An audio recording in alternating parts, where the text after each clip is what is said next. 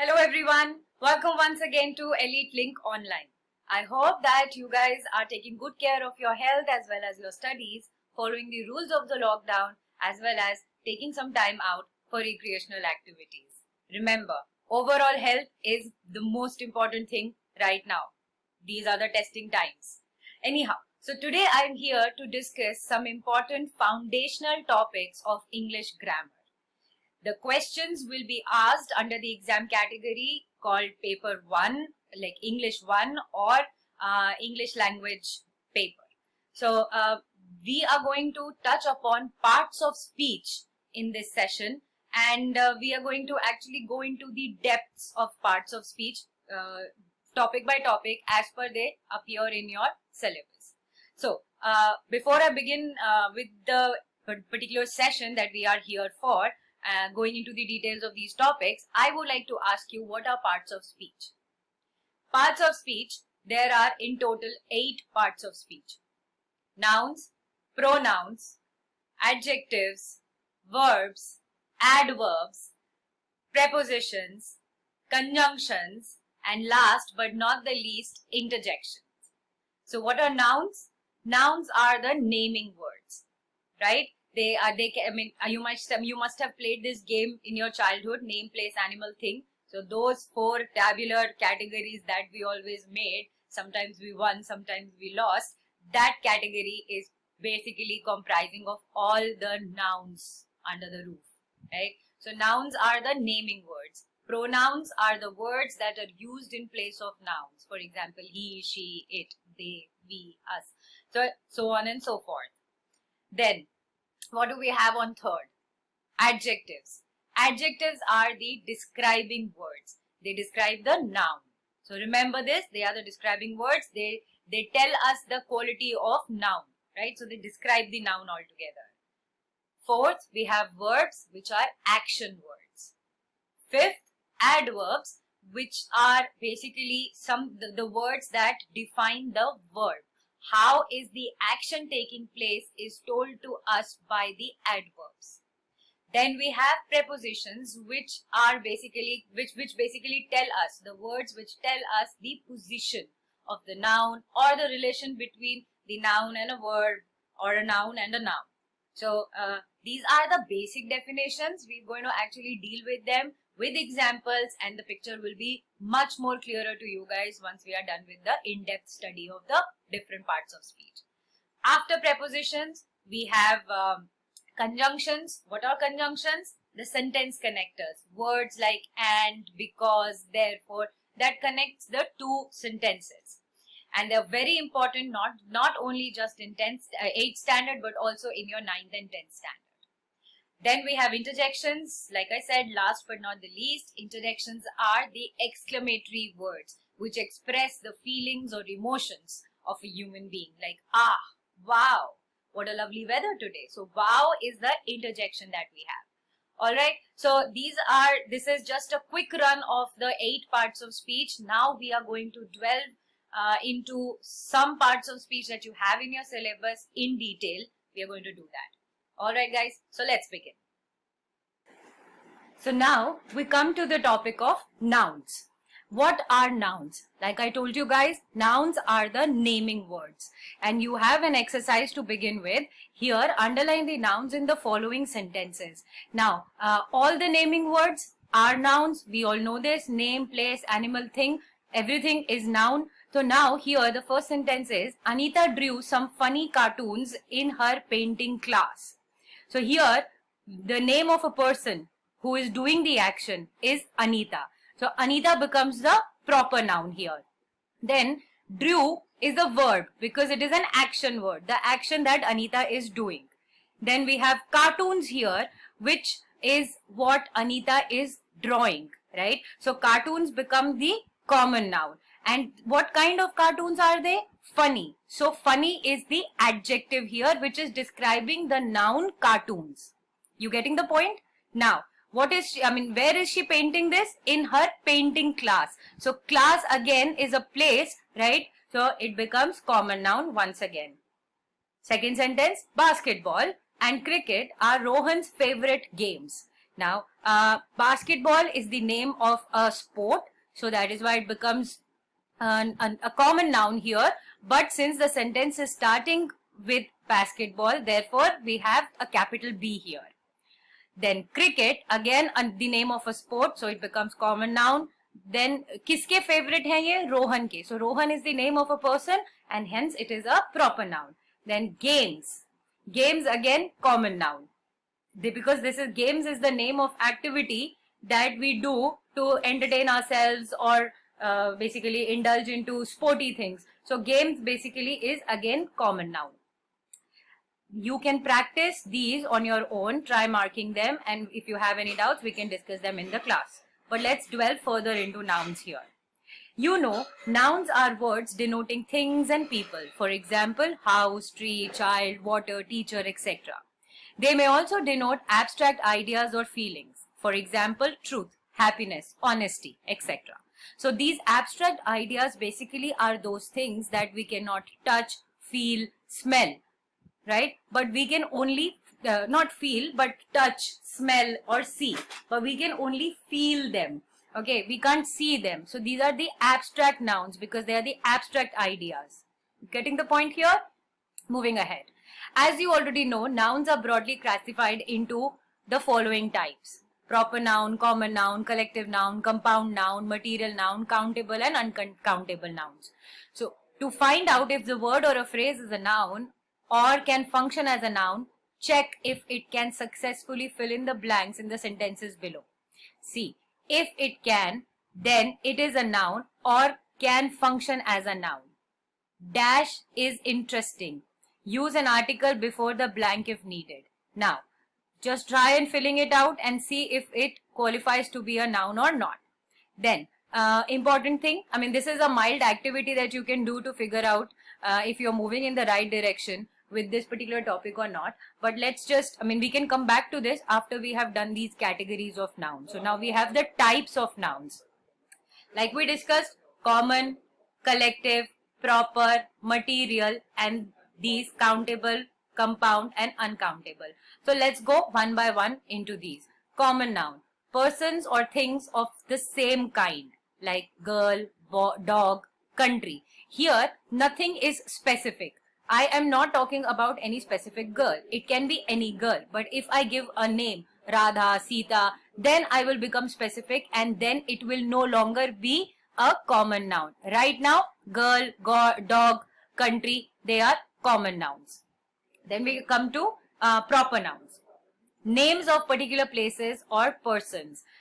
Unlike common noun where everything is general, proper noun is about particular places or persons like Delhi, Ria. Like I told you, if I give Radha, Sita name to a girl, then they are proper nouns, they are not common nouns. So proper nouns always start with a capital letter. It is mandatory. For example, Taj Mahal, sun, because there is only one sun. Earth, because there is only one earth. But when I say that earth is one of the most beautiful planets, then planets is also it's also a noun, but it is a common noun because there are many planets, right? But earth is a specific word, a specific name to a specific planet, and that is why it is proper noun because there is only one earth.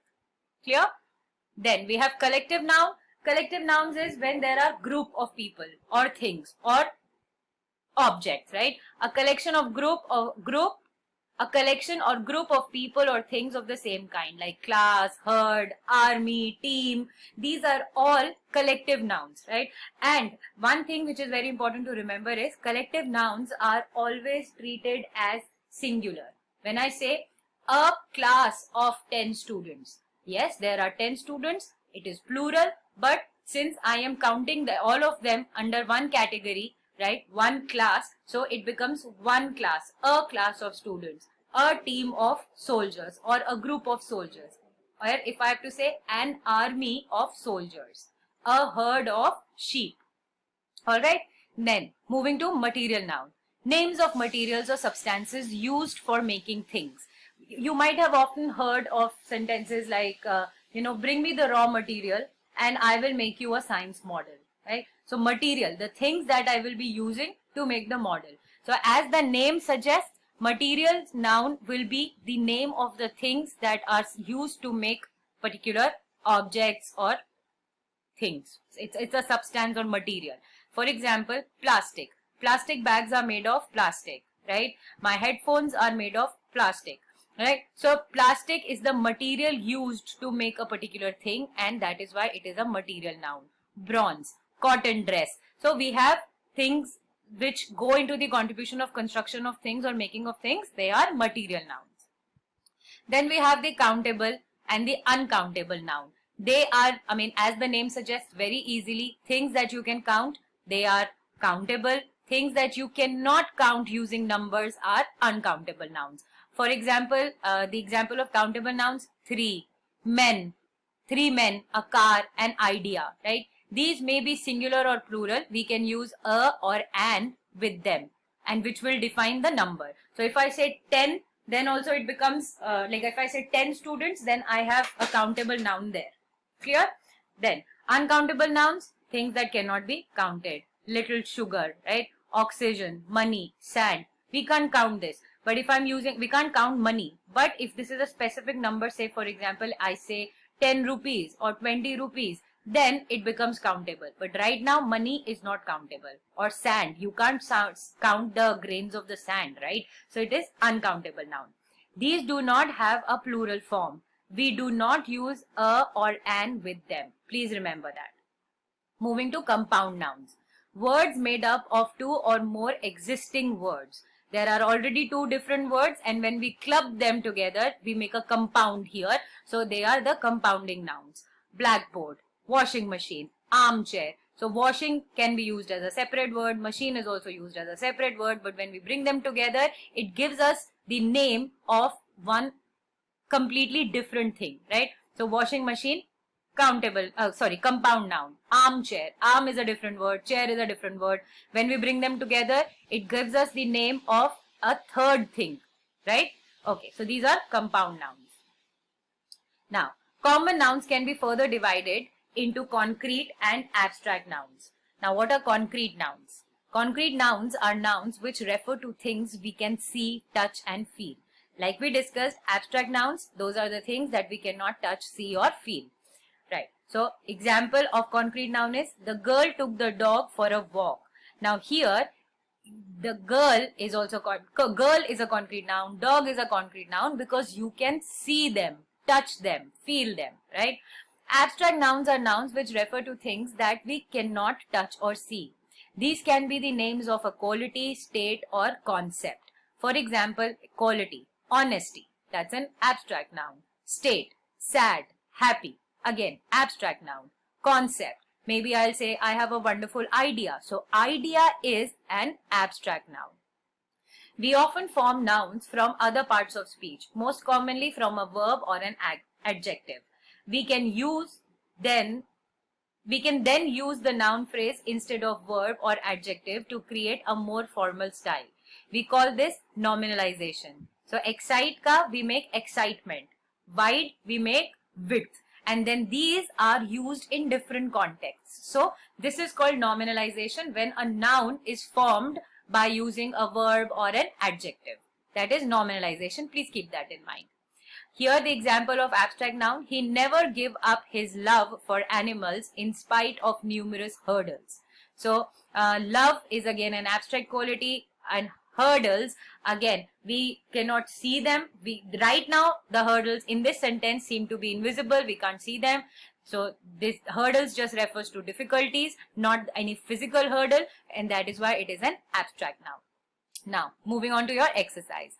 Pick up the nouns in the sentences below and say what kind they are. The ship, along with its crew, has been saved. So ship is a common noun because it can be any ship. We are not naming it. We are not talking about any specific ship. Say for instance Titanic or anything. We are not doing that. That is why common noun. Then we have the group of sailors. They are called crew. So this becomes a collective noun. Next, the height of Mount Everest is 8,848 meters. Now, height. What is that? Think about it. It is a state. It's a concept, right? So it is abstract noun. And Mount Everest, it is a proper noun.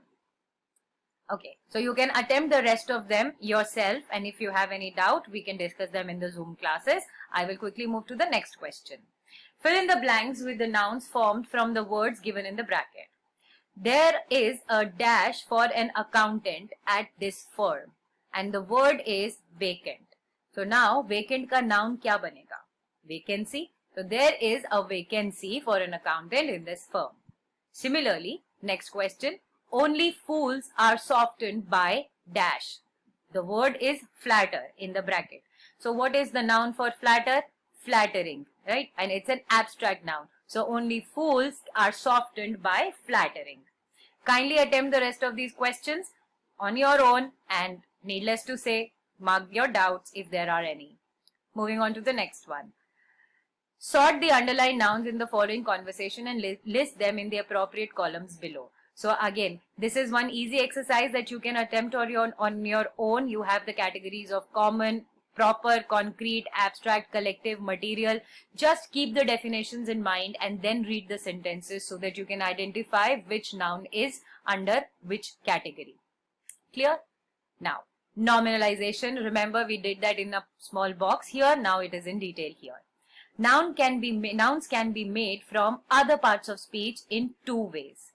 First is when we add suffixes to verbs.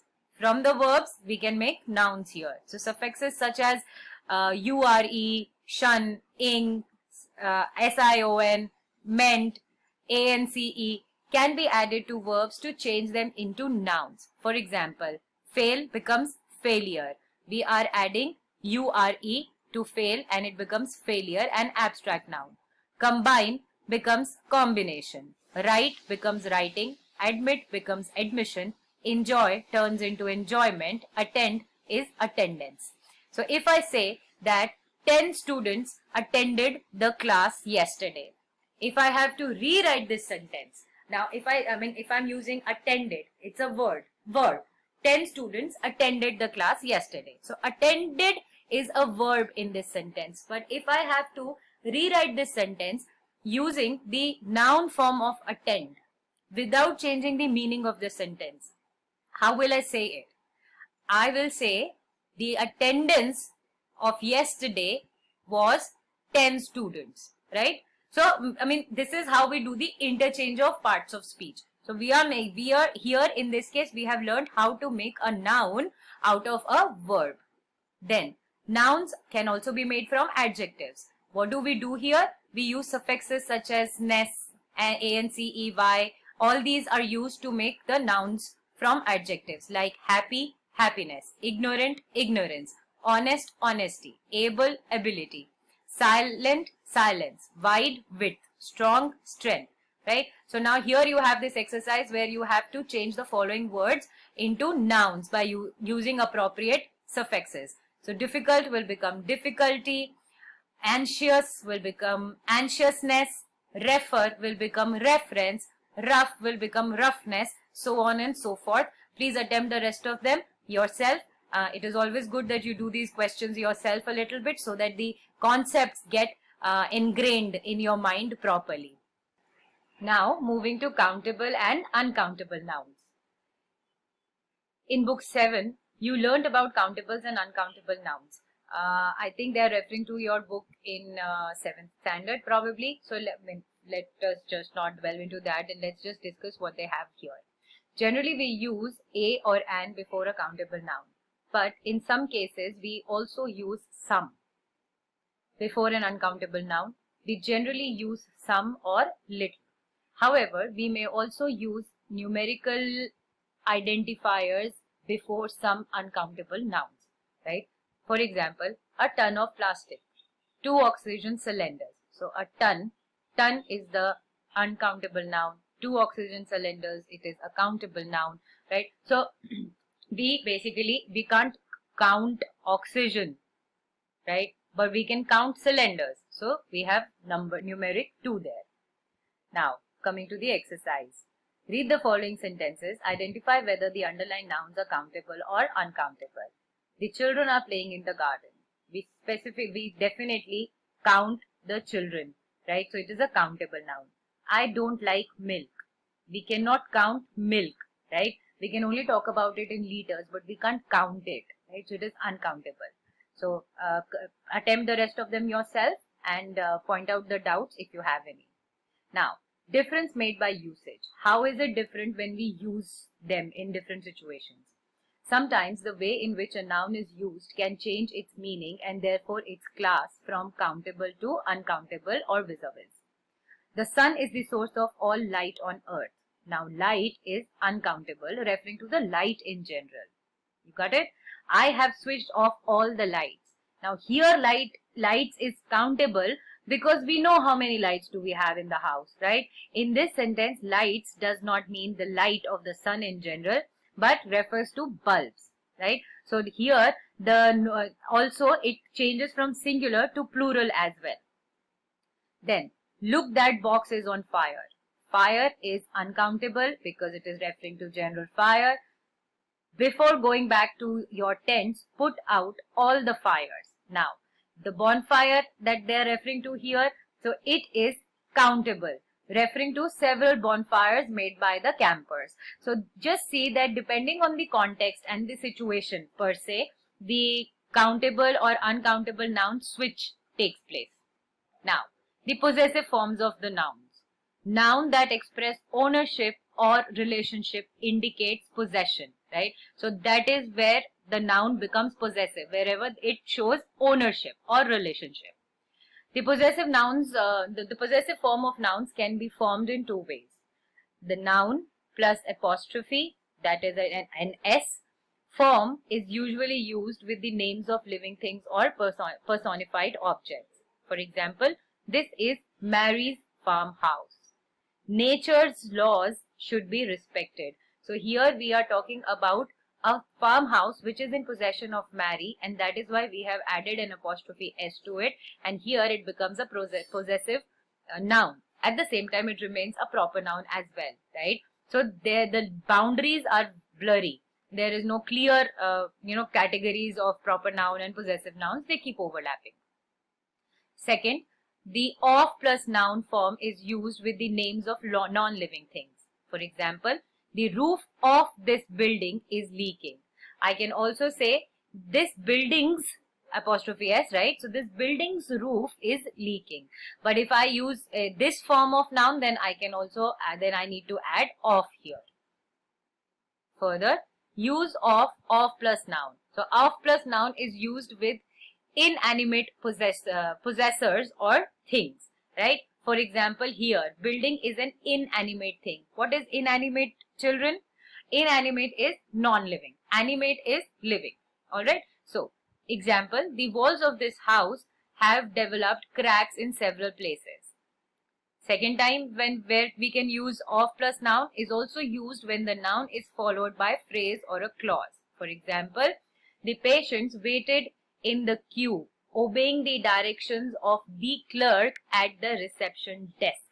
So here this is a phrase or a clause, like they said. So it is followed by that. So at the reception desk, right? So here it is a noun with an of plus noun formula.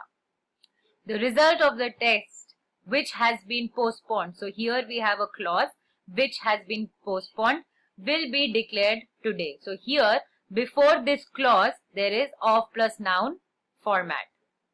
Now, use of noun plus apostrophes with a person's name, Rani's picture, with singular noun and plural nouns not ending in S, the boy's hat, the cat's, the child's toy. The plural nouns ending in S take only an apostrophe placed after the plural S. For example, now see, here Rani is singular. Yahan pe boy is also singular. But here the students, this is plural. So whenever we have plural where there is already an S existing, we do not put another apostrophe S. So we just put the apostrophe after the entire word in the plural form. You getting the point?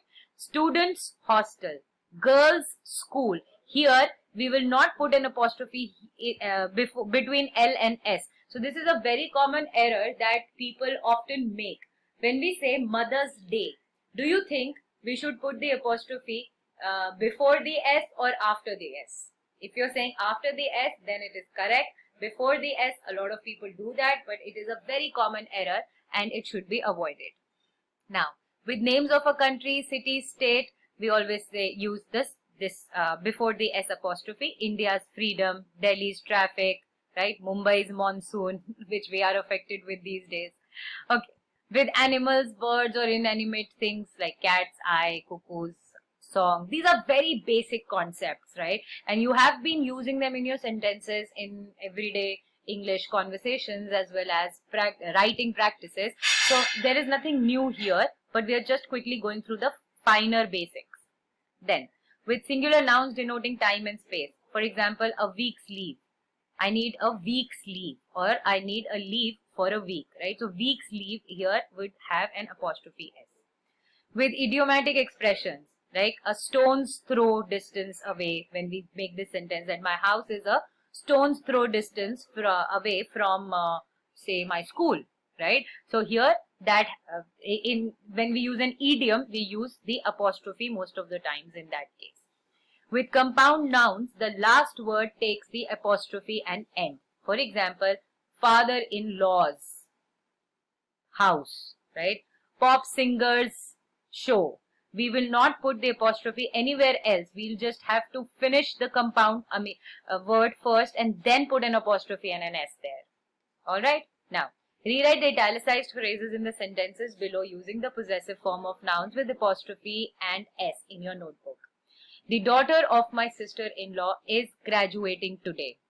Now, my sister-in-law's daughter is graduating today. So the apostrophe is going to come after we completely write sister-in-law, then apostrophe and then an S here.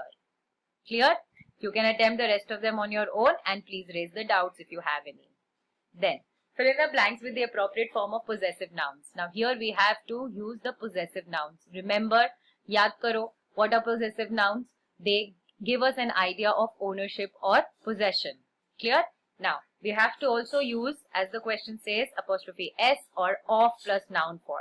Now, we have to reach the dash in 15 minutes. Can we say we have to reach the principal's office in 15 minutes? That would be correct, yes. But if I say we have to reach the office of the principal in 15 minutes, that would be a cumbersome sentence and it's an unlikely trouble that we're going to take. So principal's office is more appropriate here. Then the dash turn red in autumn. We have leaves and we have trees, right? So the leaves of trees turn red in autumn. This is very easy. I am sure you will be able to attempt these on your own. Please try that and needless to say, mark your doubts if you have any. Then, a few of the following sentences have errors of apostrophe use. Spot them and rewrite them correctly. Now, that man cannot be relied upon. He is a wolf in sheep's clothing. Right. So, यहाँ पर ये plural sheep कर दिया है. We can use, this is the wrong apostrophe used here. We can correct them. So, you can rewrite it. He is a wolf in sheep's clothing with a correct apostrophe which is going to come before the S. My aunt is the president of the Rotary Club. Now, how are you going to rewrite it? My aunt is the president of the Rotary Club. Can we say, my aunt is the Rotary Club's president? Right? So, this is how it works. Please attempt the rest of them. And with this, we come to the conclusion of the chapter, of this particular chapter, nouns. I hope you have understood them. Please attempt the questions yourself. Don't fail to do that, and we will discuss the doubts when we meet in the Zoom sessions. Alright? Moving on. Now, beginning with pronouns. So, what are pronouns, guys? Pronouns are the words that are used in the place of nouns. Let's go by the definition. Alright. Now, read the paragraph below and replace the italicized words with pronouns. Agar the pronouns are the words that are used in the place of nouns, then what are they going to be? he, she, it, they, we. So that is how the pronouns work, right? So we can actually give a quick run to this. Chandan is a student of this school.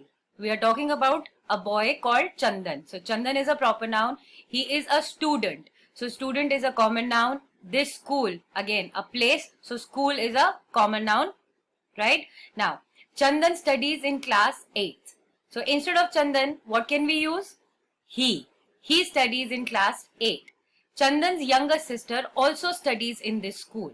So here we do not need to change the proper noun to pronoun, or maybe we can say his younger sister also studies in this school. Then once again, Chandan's younger sister's name is Charu. His younger sister's name is Charu. Now, Charu is in class 3. Now, for Charu, the pronoun would be she. She is in class 3. Chandan and Charu are good children. Now, we are talking about two people. Plural aa gaya hai. So, the plural pronoun would be they. They are good children. I like Chandan and Charu. So, now I like them. So, because here the idea of identification or identifier आएगा यहाँ पर, which is I like them. Now, a pronoun is a word that is used instead of a noun or a noun phrase. This is the definition. We have already talked about it. Let's look into the kinds of pronouns. As you know, pronouns can be classified into following categories. First person, second person, third person. In the table, we have the subject pronoun and the object pronoun. So now subject pronouns are the pronouns that are used in the beginning of the sentence, right? And they are used most of the times the doer of the action. And the object pronouns are used in the predicate, right? They are the receiver of the action. So let's see. Subject pronouns I, singular form, we, plural. Then this is the first person. Then second person singular, you. Second person plural, you. It does not change. It will also not change in the object pronoun. It will still remain the same. And me is singular in the object pronoun and we is plural, us, in the object pronoun, right? So this is how it goes. Just look at the table one more time. I mean, it will be better clarified when we do it with the help of examples. Now, demonstrative pronouns are used to point out something. So here we have a demonstrative pronoun which will point out at something specific. Alright. Now, this is my house.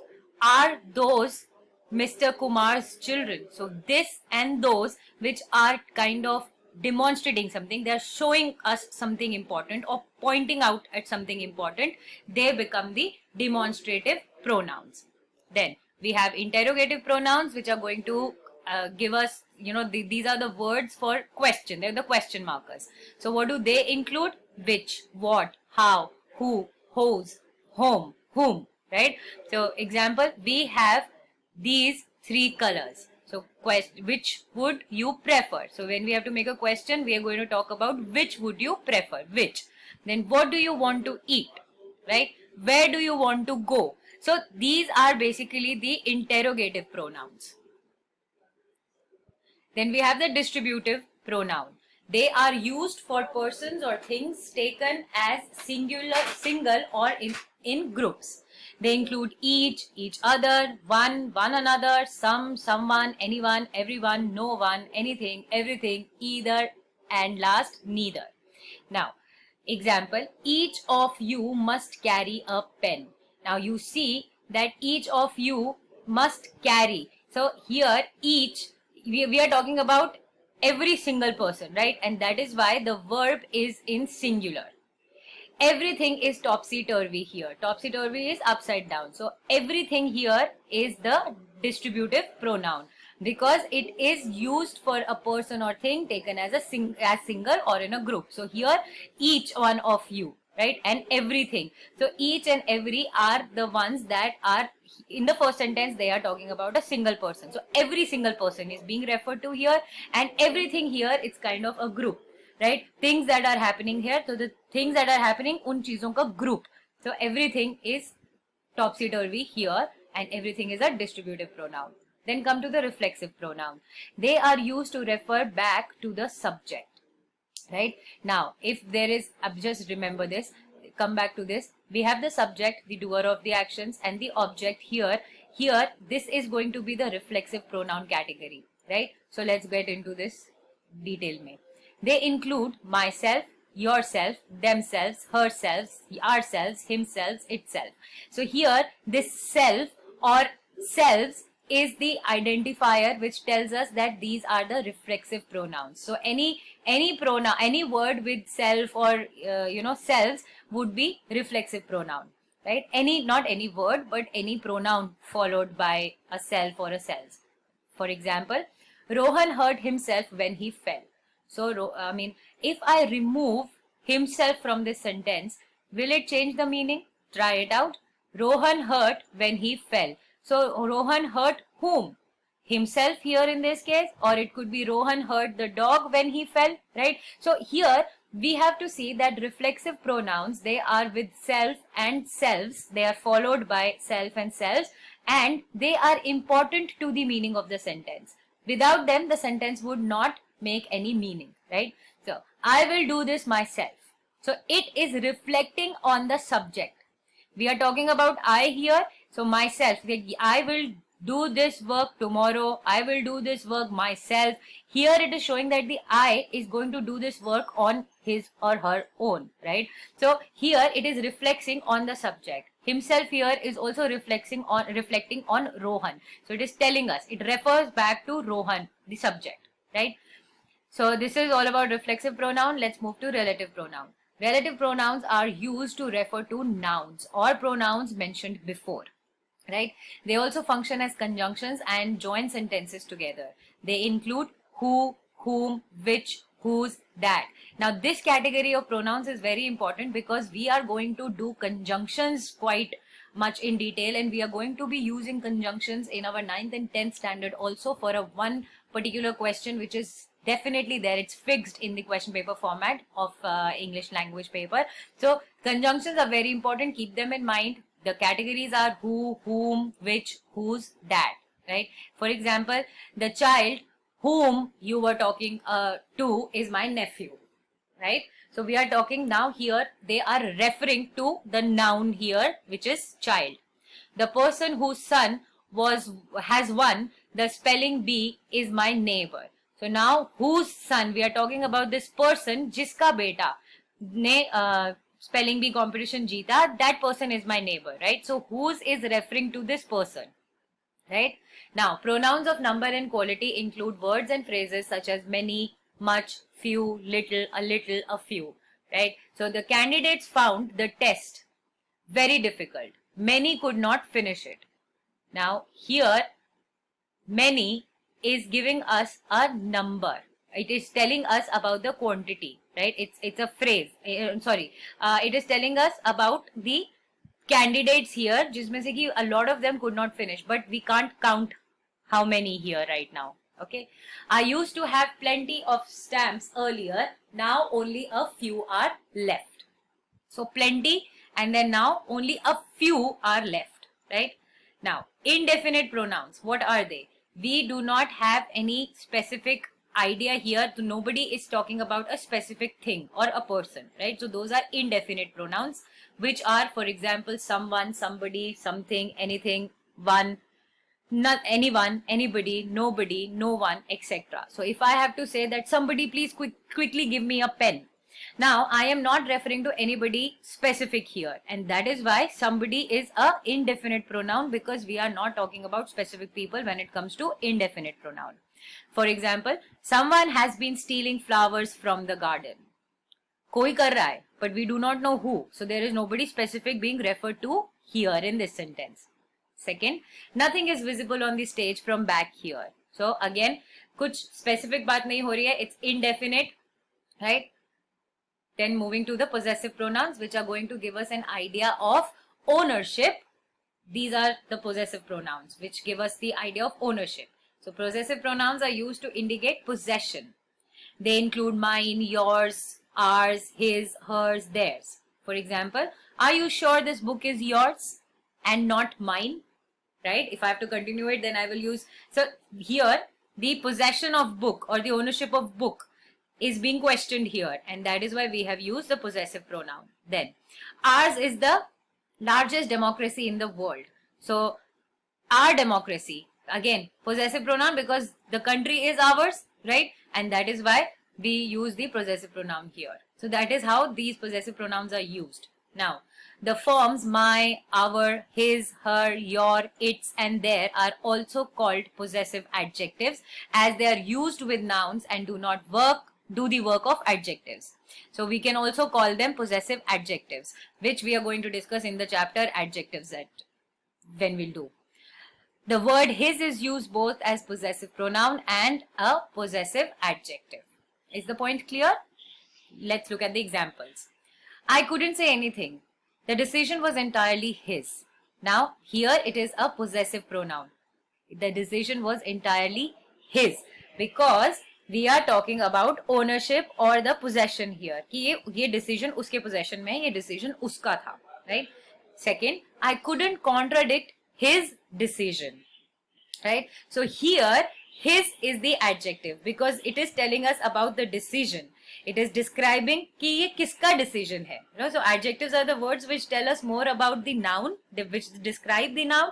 Here, his is describing a noun. So whenever a possessive pronoun is used before the noun, most of the times it is possessive adjective. Clear? Now, empathetic pronouns are used to put emphasis on the subject. Now here we have to emphasize things and this is why we use empathetic pronouns. Their form is the same as reflexive pronouns like myself, herself, himself, ourselves. So self and selves is something which is common to reflexive and empathetic pronouns. The only difference is that empathetic pronouns अगर use हो रहे हैं तो उनकी वजह से like if they are being used or if they are not being used, the meaning of the sentence would not change. So they basically do not contribute anything to the meaning of the sentence. Let's see this with an example. I assure you that this project will be finished by this month itself. Right?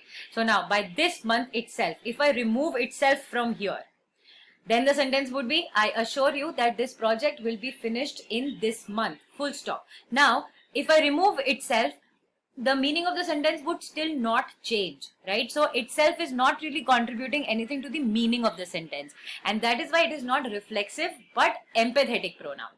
Clear? Next sentence. Nobody prevented me. I myself refused to go to the party. So here also, once again, if I remove myself, so I can just say I refuse to go to the party and the sentence will still stand meaningful. So once again, empathetic pronouns would not contribute much to the meaning of the sentence, unlike reflexive pronouns जिनको कि remove करने पे sentence का meaning disturb हो सकता है. Clear? Let's look at few sentences from this exercise. Use appropriate pronouns to fill in the blanks in the sentences below. Tracy is in the hospital. Someone told me Dash is quite ill. So of course we will fill she for here because Tracy is a female. I went to buy new books, but Dash were all sold out. So the books that I wanted to buy, those books, they were all sold out. If it were like one book, so I wanted to buy. I went to buy this new book, but it was sold out. So you see the difference, how they are used. So these are the things that we are using in our everyday communicative as well as written English. These are the plain basics of these topics, and just a quick run of these topics would give us a better idea as to how appropriately to use the pronouns in different contexts, right? Okay, so just try these other sentences, the rest of the sentences on your own. Don't worry about the correct or the wrong answer. Just keep marking your doubts, and if you attempt them on your own, it will be instilled better in your memory. So do them and mark your doubts if you have any, and we will discuss them in the Zoom classes. Now, we have a quick revision exercise here, which is correct the errors related to pronouns in the following sentences. Now, this is my own car. Now, what do you think is the error in this sentence? The mine word has been inappropriately used here. This is my own car. Or if I have to use mine, what will I say? This car is mine. Right? So, own hatana hoga wahan pe hame. So, this is how we have to appropriately use these pronouns. let's look at the second one. Every one of these two boys was awarded. Now, every is a inappropriate usage here. Now here it should be each one of these two boys was awarded, because we have to keep the subject verb agreement also in mind. Next, we had to visit because someone had lost its ticket. Now, can a non-living thing have a ticket? No, right? So, we had to wait because someone had lost his or her ticket. Fourth one, everyone have to leave their bags outside. Now, what do you think is the error here? Could it be they have to leave their bags outside, or each? No, each will not be there. So now just see, they have to leave their bags outside is the most appropriate answer here. Then next, I can't go to the party. I haven't got nothing decent to wear. Now see, we have two negatives in this sentence, and that is grammatically incorrect, because have not and nothing, they are two negatives, right? So here we have to change it to positive. So I haven't got anything decent to wear. So I hope you're getting an idea as to how they go about. So I will leave the rest of the exercise for you guys to finish it on your own. This is very easy. Still you have any doubts, needless to say, just ask them in the Zoom classes. I have been repeating this a lot in these sessions, but you know, that's the fact. Please try them on your own. That is more important. I can solve all of them, but it is not going to be a good idea, because you also need to, you know, text your brains a bit and apply these, make these sentences or fill the blanks using the logics or the theory that we have discussed about the chapter. Alright guys, so we will move on to the next now. Now let's begin with adjectives. So what are adjectives? I have told you in the introduction that adjectives are the describing words. They describe the noun. So let's quickly go through this exercise and then we will go to the definition. Okay, underline the adjectives in the following pair of sentences. It seems a wise decision. So what is wise here? Decision is the noun, right? And the decision kaisa hai? Wise hai. And that is why wise is the adjective. She made chocolate cake for her mother. So cake is the common noun here. And what type of cake this is? Chocolate cake. So chocolate becomes the adjective here. He fell unconscious on the floor.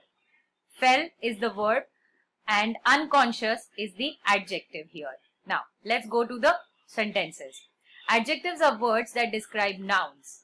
They typically serve as a modifier of a noun to denote a quality of the thing named, to indicate its quantity or extent, or to specify a thing as distinct for something else, right? So these are the adjectives definition. Now, the types of adjectives that we have.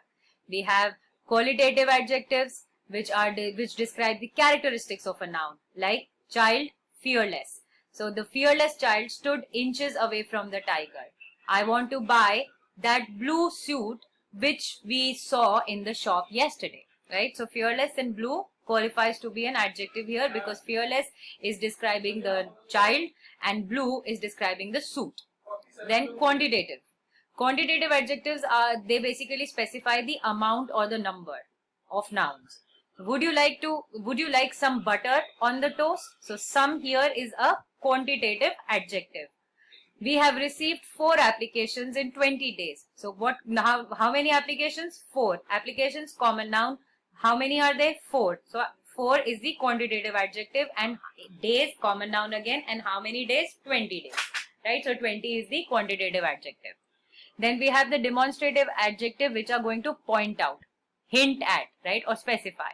So give this letter to the doctor when you meet her, right? So letter is the common noun, and which letter are we talking about? The one that you're pointing out. So this is the identifying marker here for the demonstrative adjective. Then we have the interrogative adjectives, which are obviously the question format ones, like which song has she selected for the competition? Do you know whose name was called out just now? So which and whose are the interrogative adjectives. Then we have the possessive adjectives, which are going to tell us about the ownership or the relationship, right, of the noun. Then here, her attitude towards her peers is rather negative. Peers means friends. So her friends, we have the possessive noun here. क्योंकि किसके friends हैं? Her के friends हैं, right? So her is the possessive adjective and attitude किसका है? Her का attitude है, and that is why her is again the possessive adjective. Now, pick out all the adjectives in the following sentences and say to which class each of them belongs. The car sustained heavy damage in the accident. Now, damage हुआ, कैसा damage हुआ? Heavy damage हुआ, right? So now, it is telling us about the damage. It is defining the damage. So what do you think it is going to be? Qualitative adjective, right? Next, he has written several stories. Now stories, common noun, कैसी है stories या कितनी है stories, which is told to us or indicated to us by this word several. So several would be the quantitative adjective. So on and so forth. Please practice the rest of them yourselves and see if you are able to identify them. If you have doubts, again Zoom sessions mein we can discuss. Now complete the following sentences using an adjective belonging to the categories specified. Now Meera is a dash student.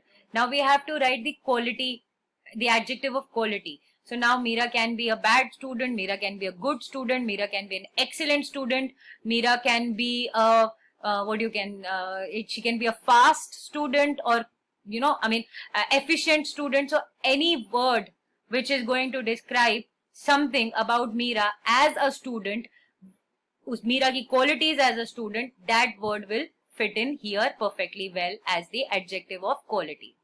Now, the dash football team won the World Cup championship. You have to use a national adjective. So what do you think would that be? The country's football team? Maybe that would fit in well here, right? So the school's football team won the World Cup championship. You can put any adjective here which is going to give us the idea of a national adjective, right? So we'll do the third one also. Let's do it. Dash are the passengers going to Pune. Now we have to use the demonstrative adjective कि ये passengers Pune जा रहे हैं या वो passengers Pune जा रहे हैं. So you can either put these are the passengers going to Pune or those are the passengers going to Pune. So either of them can be used here, right? Do the rest of them, fourth and fifth yourself, and see if you are able to answer. Moving ahead, possessive adjectives versus possessive pronouns. Now, a possessive word, a word that is indicating the idea of ownership or relation. It can be used as an adjective as well as a pronoun depending on the situation of the sentence. So let's see what is the difference. A possessive adjective is an adjective that is also used to show ownership. In a sentence, it is placed before the noun in a sentence and used to describe it. Some are my, your, his, her, its, your, are, your, their. I think your is repeated here. So there is a typo in the textbook, but ignore that. Now example, my favorite color is red. So my is the possessive adjective here. Now a possessive pronoun shows ownership. Possessive adjective भी ownership दिखा रहा है, possessive pronoun भी ownership दिखा रहा है. But the difference is that in a sentence it does not come before or close to a noun. It is far from it, right? Instead, it replaces the noun to avoid repetition. Noun को replace करता है. Some of them are mine, ours, his, hers. So now see, if these words, these particular words that are mentioned here, these examples, if they are used to give an idea of ownership or something and they are appearing before the noun, then it is a possessive adjective. But if they are appearing in the place of a noun, then they are the possessive pronoun, right? Sheila gave a test yesterday. These test results are hers. So here we have hers used as a possessive pronoun, right, and not as a possessive adjective. Now, some forms of possessive adjectives and possessive pronouns are same, like his, her, its. They are the same. So don't get confused, just see how they are used in the sentence. Now fill in the blanks with possessive adjectives or possessive pronouns. The film star is a friend of his or mine or theirs. You can use any of these. Okay. Next. So अब यहाँ पर क्या होगा? Is it his or mine or theirs? If we put that here, what would it be? A possessive adjective or a possessive pronoun? Think about it, and maybe you can do this after you fill these sentences. Just write if they are possessive adjectives or possessive pronouns, and we can discuss them in the class. I want to know if you guys have understood the concept or not. So we'll have a quick discussion on this. Remember to do this. Once you fill the gap, the blank, then here just write the category, possessive adjective or possessive pronoun, right? Moving ahead. Now the position of the adjectives. Adjectives may appear before or after the noun they qualify. For example, they were arguing so badly that I knew a fight was unavoidable. So unavoidable is the adjective here. Okay, fight कैसी है? Unavoidable है. So it is the quality that they are defining of the noun. कि fight कैसी है? Fight को define करें. That is why it is a position. It is an adjective here. So it is here appearing before or after the noun. So it is appearing before after the noun. The adjective unavoidable describes the noun fight. It comes under the noun. It comes after the noun and is therefore referred to as a predicative. So it is a predicative adjective. Next, we regret that the show is cancelled due to unavoidable circumstances. Now, again, unavoidable हमारा adjective है, but this is coming before the noun circumstances. It is telling us how the circumstances are. The circumstances are unavoidable, right? So here, what does it become? The adjective unavoidable describes the noun circumstances. It comes before the noun and it is therefore referred to as attributive adjective. So the difference between predicative adjective and attributive adjective is this, that the predicative adjective appears after the noun and attributive adjective appears before the noun, right? Let's move ahead. Order of adjectives. Now, when more than one adjective is used to describe a noun, the sequence of the adjectives is determined by the kind of adjective each is. For example, she chose 2 elegant blue silk dresses from the 10 shown to her. See, elegant blue silk. अब यहाँ पर 2 elegant blue silk, they're all adjectives of different types but divided by or separated by a comma. The sentence above has 4 adjectives that qualify the noun dresses. They are the following in the following order: number, 2, opinion elegant, color blue, material silk. So now you see how they are placed in a sentence. Okay, next. Adjectives generally follow the same sequence given below. So this is the sequence: quantity, opinion, size, age, color, origin, material, purpose. So this is a general order of adjectives in a sentence. This is how we should usually place them.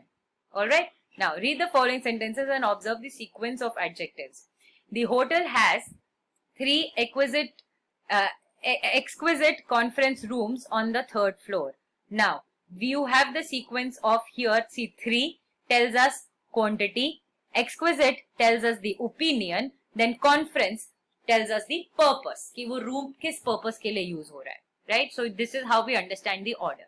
Now, the following items are being auctioned. Make grammatically correct sentences in your notebook by putting the adjectives in the correct sequence. One has been done for you. I will discuss that one. So this is basically jumbled up words and you have to put them in the correct order. Gown, new, pink, an expensive silk. So an expensive new pink silk gown. Right? So opinion, age, color, material. A picture, wooden frame, beautiful. So what would this be? Probably, think about it. A beautiful wooden picture frame. Right? So attempt the rest of them yourselves and see if you are able to make meaningful, if you are able to place them meaningfully. So we now reach the comparison of adjectives. Now this is a very, very important topic, the comparison of adjectives. There are basically 3 different degrees of comparison. when we use the adjectives. So I will just quickly I'll give you a brief idea about this, but then I will deal with this topic in the next session in further detail. So there are 3 degrees of comparison used with adjectives, which is positive, comparative and superlative. Now see, it is very simple. This is the tabular representation of what we mean by positive, comparative and superlative. Whenever we are making a statement about somebody, we are describing that person or a thing, then it is just one person, so it is positive. When we are making a comparison between 2 things, remember 2 things, then we use the comparative degree form. And whenever there is a comparison for things or people more than 2, then we use the superlative comparative degree, right? So now here, for example, positive of sweet is like sweet word, it is the positive form is sweet. Here I can say this chocolate cake is sweet. So I'm talking about one chocolate cake.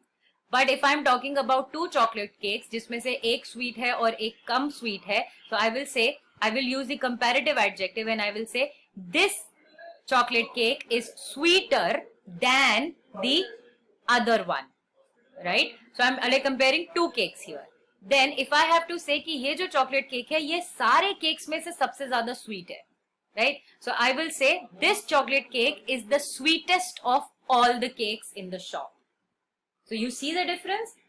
And what we do here is most of the times ER is added, R or ER is added in the comparative, in the form of comparative. When we do comparative adjective, R or ER is added to the word, and in the superlative, EST or ST is added to the verb. For example, dark, darker, darkest, fine, finer, finest, right? So this is how the comparative adjectives work. And then there are some exceptions like useful, more useful, most useful, because I cannot make useful usefuller. That is no word. Remember this. So usefuller is incorrect. We cannot make useful into usefuller. We will use more useful. And then likewise, I cannot make useful ka, I cannot change it in the superlative degree to usefulest. Again, that is no acceptable work in English language. So we will make most useful, right? So ER and ST is added in the form of more or most, right? Then again, some other exceptions like good, better, best, right? French is easier than Chinese. We have the comparative degree here. We have to always use than in comparative degree. That is another marker of comparative adjective. And the is used in the superlative degree always. So when I said that this cake is sweet, then I had not used than or the, right? But if I say this cake is sweeter than the other one, so I have made a comparison and I have used the sweeter, the comparative adjective there, and that has to be followed by a than in the sentence, right? And when I said that this cake is the sweetest of all in this shop, the sweetest, that is what I use. This was my sentence construction. So the is an essential part of the superlative degree adjective, right? So this is more or less what we have right now about adjectives. We will definitely go into the details in another session, which is important. So for the time being, maybe you can do the exercise F and the revision G yourself, and we can discuss the doubts in the Zoom sessions. Right? So that's all we have for adjectives in this session. So that's all for these topics for this particular session, these specific topics that we have discussed today. Kindly revise them, go through the definitions properly, learn them, and I have discussed 1 or 2 questions under every question category. Try to attempt the rest of them on your own. Even if you get stuck somewhere or if some doubts arise, please just mark them down and we will discuss them in the Zoom sessions and everything will be all right. So do not worry about giving the wrong answer. It's absolutely fine. All matters right now is that we clear our bases here itself so that we don't face any problem in our 9th and 10th standard. Right? So that's all for this session, guys. I will meet you next week with another topic from your syllabus. Till then, Take good care of yourselves and study hard. Bye bye.